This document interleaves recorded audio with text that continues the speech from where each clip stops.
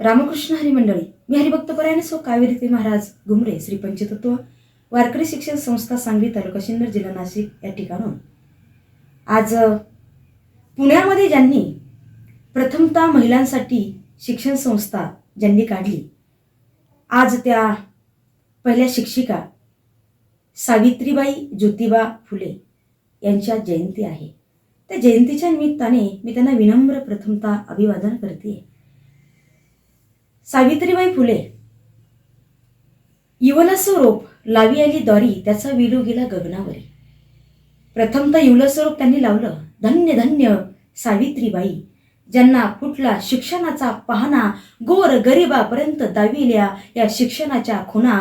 आज बघतोय आपण प्रत्येक माता भगिनी, प्रत्येक स्त्री डॉक्टर, वकील, इंजिनियर, प्रोफेसर, वैज्ञानिक, वैमानिक, आर्ट्स, कॉमर्स, सायन्स, हर एक प्रत्येक क्षेत्रामध्ये आज स्त्री काम करताना आपल्याला दिसतीये। आणि ही आज सुशिक्षित झालेली जी आमची महिला आहे, ही उपकार आमच्यावर कोणाचे असतील तर ते म्हणजे सावित्रीबाई फुले यांचे।